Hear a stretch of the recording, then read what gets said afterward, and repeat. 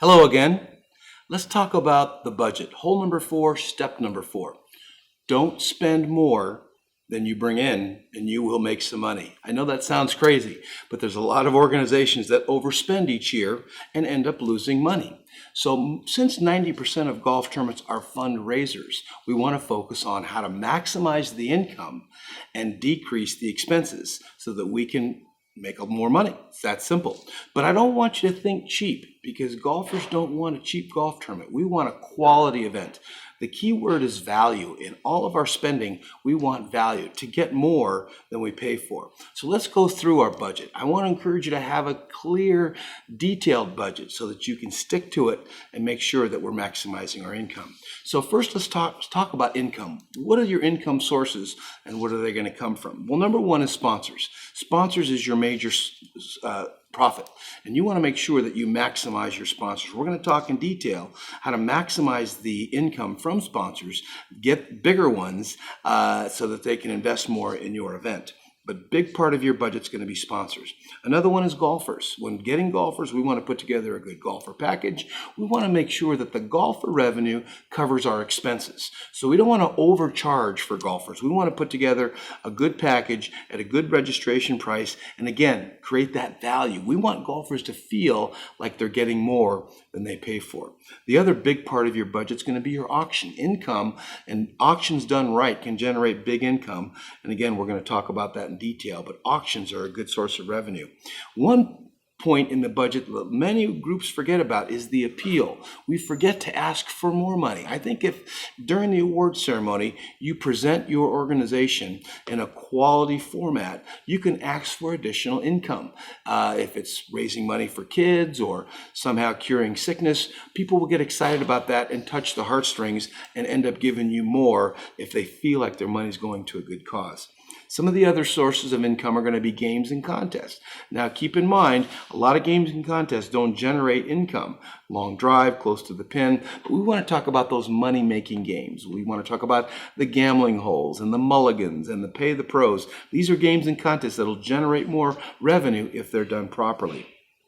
Another trend that many people are going to is a super ticket. A super ticket is something where it combines all the expenses and nickel and dime things that you're charging. For mulligans, closest to the bin, some of the putting contests, maybe raffle tickets. You want to put those in one package and call it a super ticket. Most people will buy that, and it's a good source of revenue. The raffle, obviously, is a great source of revenue if you have a raffle with giving away a lot of items.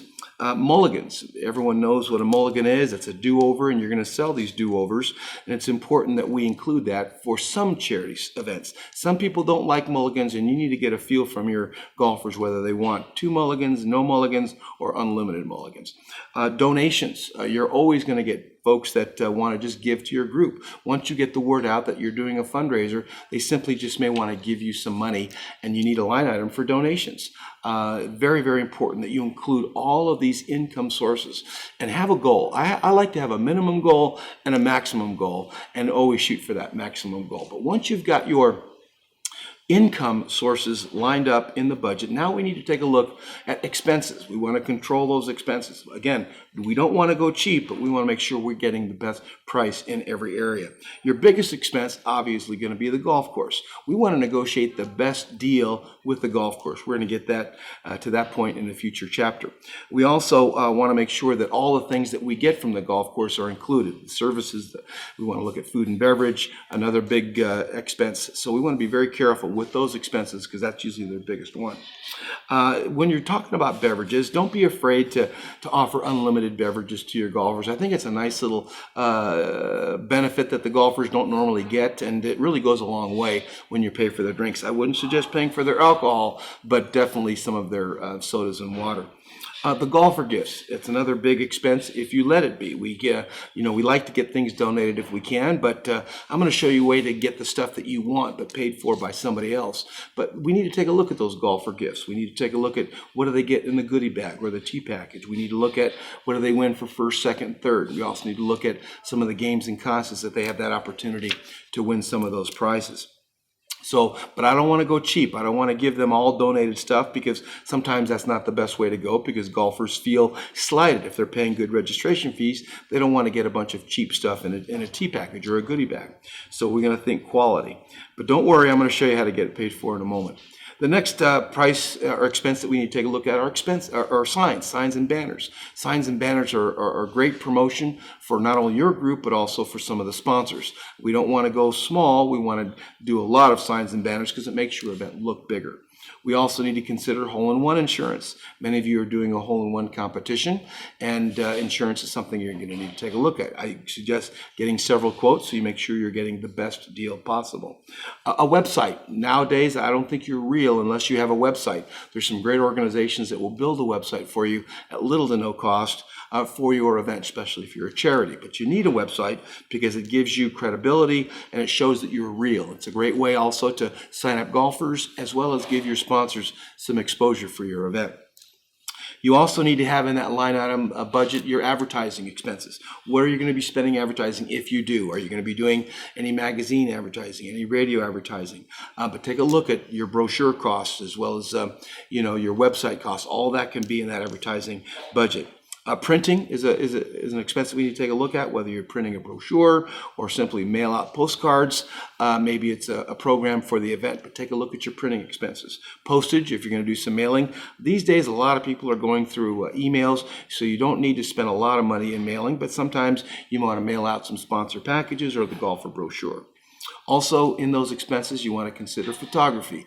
It's important to do photography because golfers like to take home with them a picture of themselves playing with their buddies, maybe a group photo, and it's a great marketing tool for you. So, a photography budget, as well as bank fees. If you're going to be accepting credit cards, you obviously got to build in those bank fees that'll definitely come. But there's a couple things when you're putting this income and expenses together that you want to definitely keep in mind. And that's one thing, is setting your registration fees. How much do you charge your golfers to play in your event?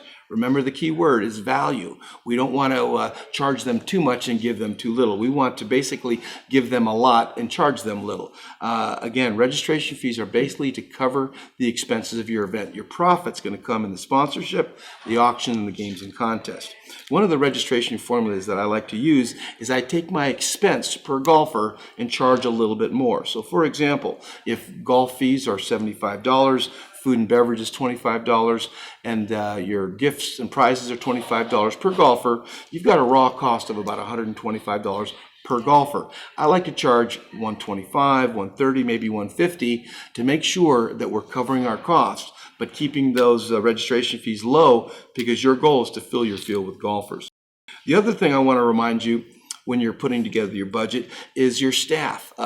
You want to make sure that your staff is volunteers, so you don't have expense there. I would not allow staff people to do a lot of work in your golf tournament, because if you do, you've got to put their salaries in your budget. So be very careful not to let staff get too involved. Use volunteers. It's more cost effective.